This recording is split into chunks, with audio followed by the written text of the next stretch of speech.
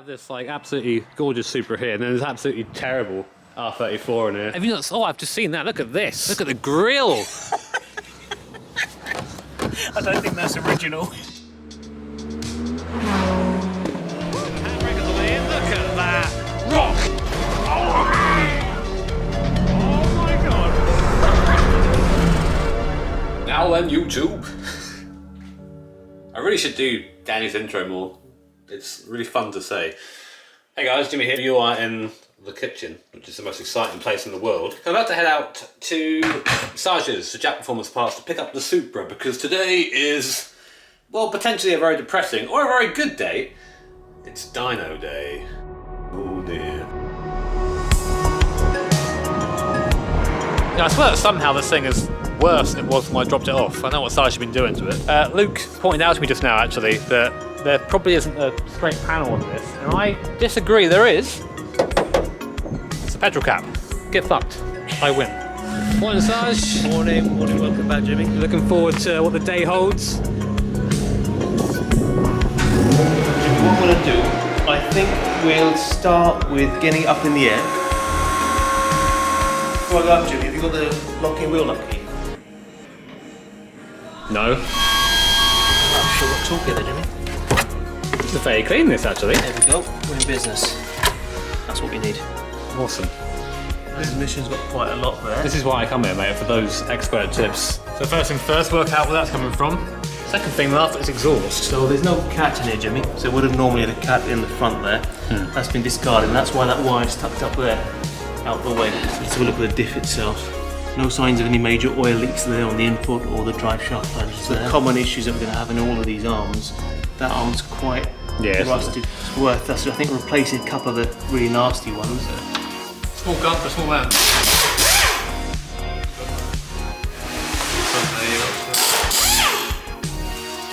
Shall I pick them up, Jimmy, as you drop them? Yes, please, sir. You can see it all of the hoses. Right, ready, steady, go. F1 the paddock, you be quiet, alright, look at this. Get on there. Get on there, I said get on there. Why are you going on?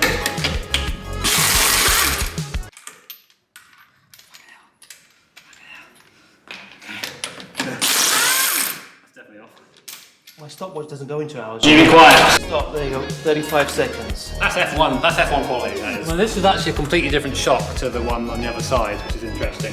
Again, it doesn't seem, oh look, hello. So I made the gravel. So we're starting to come to the conclusion we think this has been on the circuit at some point, and you put into the gravel fairly hard. So we had a quick look at the brakes with the wheels off now. We are, I think, going to replace the disc with something just a little bit more modern, and the pads as well. And they don't look terrible. They look better. Well, to be fair, it's not hard to look better than the Aces, I think. Right, and to sum up how the Supra is now, is actually okay. I think a solid 7 out of 10 is where we put it at the moment. Engine does have a small oil leak, yet to find where it's from, so actually take it for a drive in a bit and try and manifest that somehow. Brakes, look like they're probably going to need replacing. We're going to do that, we'll get into that in a second.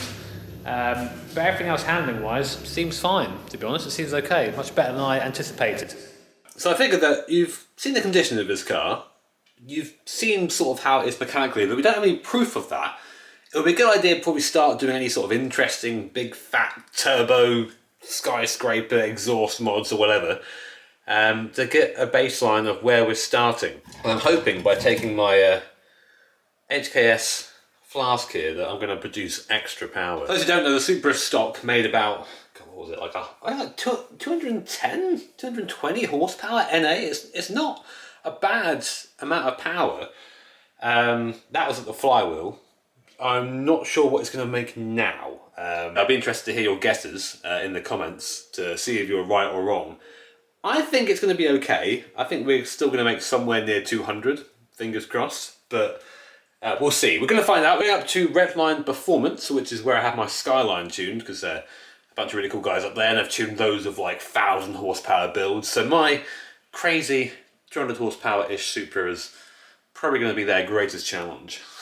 Also, I wanted to say a massive thank you to everyone who left nice feedback on the sort of pickup video of the car. It's kind of daunting doing a project like this on a channel that's mainly sim-based, as I said before, but The feedback was really nice. You guys seem to really enjoy it, and I'm really enjoying filming it. So, yeah, looking forward to going on this journey with you guys. One of the reasons, by the way, we are getting the car dynoed is because I have a track day booked basically next week for the Supra. So, don't know how it's going to be. Probably a bit of a boat with the tyres and suspension it has now, but it'll be fun. Probably. Anyway, I'm kind of late, so I'm going to get this coffee done, and then we're going to jump in the Impreza and, yeah, make our way up to the Supra. What a mad sentence. I've not actually started this thing in like ages. Come on, give me that Japanese reliability, boy.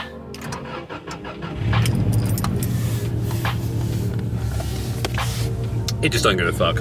I love this car.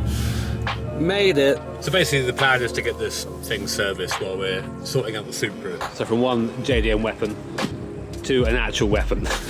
Right. Noises. So I'm going to let this thing warm up a little bit, and then we're going to go off to Rich at Redline and just see how little power this 30-year-old NA Supra makes.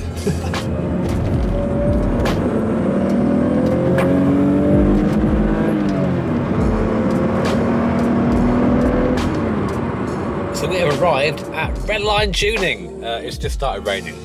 Glorious. Car was okay on the way here. Whatever clutch problem we have, we think it's sort of slave cylinder. It's getting worse to the point now where the car will sort of get stuck in gear sometimes when you're sort of sat at lights with the clutching.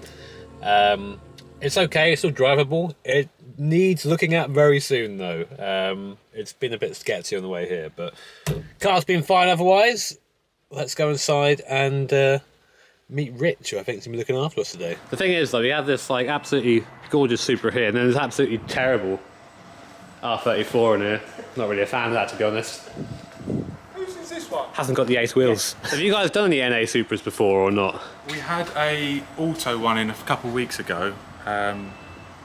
Nothing too special, so pretty much standard, but yeah, done all right to be fair. Okay. But, yeah. What's the lowest figure you've had in there before? Probably 40 horsepower. Okay, so we're not going to be that bad then. No, you won't be last.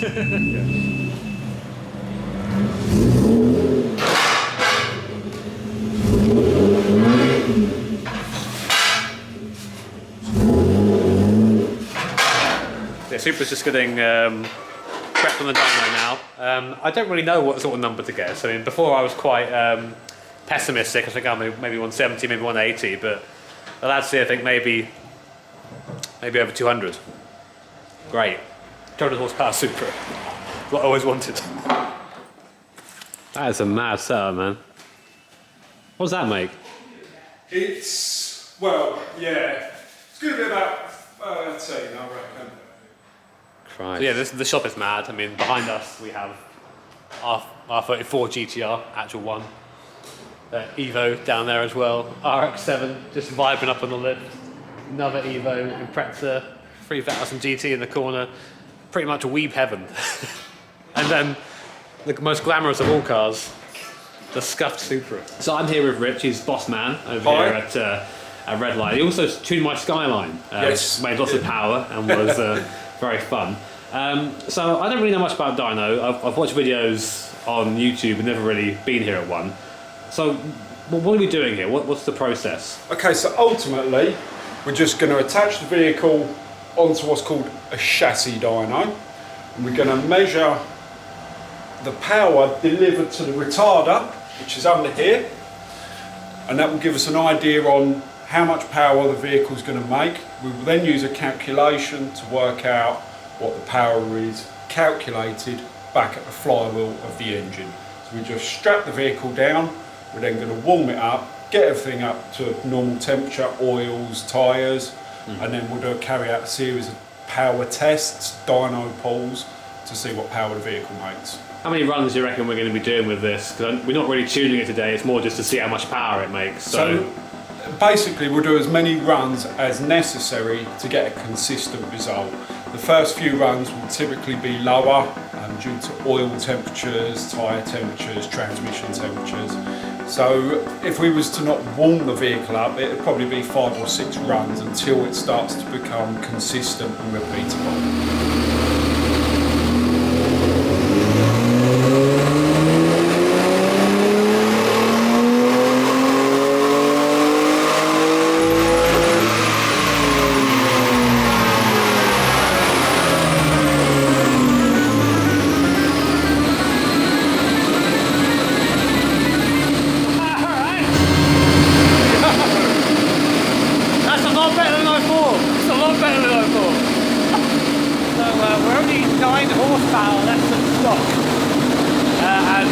still warming up, so we might get a little bit more of it. Yeah, awesome.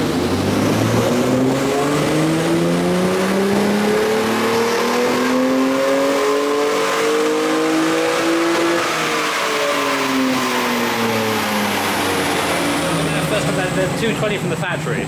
Ah, okay. So, to be honest, let's say 230, shall we? Of course that's 230.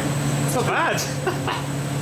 There you go. I am pleasantly surprised. Only lost a few ponies and a turbo. Do you know where you put turbos? Yeah, so 212.8, which is 213. So only 7 horsepower lost since stock. I think that's not bad. I was expecting like 180 or something. So like, come away with that. I think it's the tyres. Yeah, it's tyres. Definitely. It's their wheels, isn't it? Yes. Oh, mate.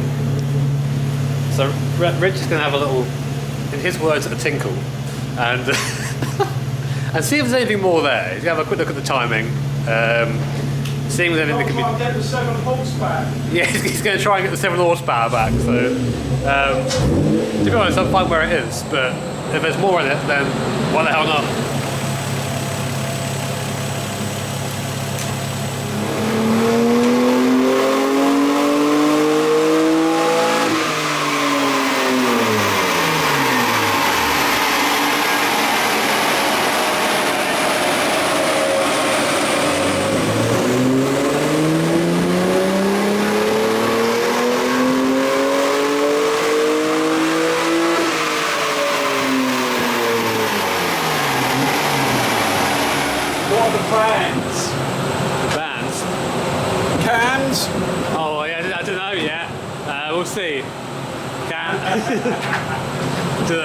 So that's the graph, horsepower and torque, 213.6. So we got another 1 horsepower for you. Yay. We do charge per horsepower. So yeah, we're just shy of 200 foot-pound of torque and 213.6 horsepower. Yeah, needs a turbo. It does need a turbo, but I'm pretty sure the guys in the comments disagree for now. They like it as it is. But I think, to be fair, for something that's near on 30 years old to lose, let's say, lose 6.5 horsepower ain't too bad. No, better than most stuff. You can take it on the circuit. It's going next week. It's going on. Really? Yeah. Excellent. So next week we're going to go on the circuit and basically just see what it's like. Right. We're going to try out these tyres first and see what happens. I'm going to assume not very much. What's the matter with them? They're your finest quality ditch finders. Yeah, to be honest, 213.6 is much more than I thought we'd come away with, which is really good.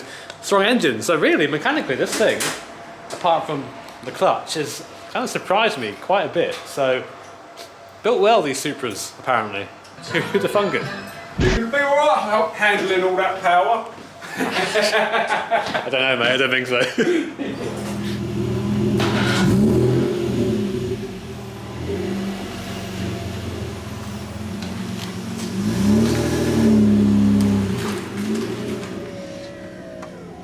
So yeah, well happy with that. 213.6 horsepower from my little 2J. I'm impressed, honestly.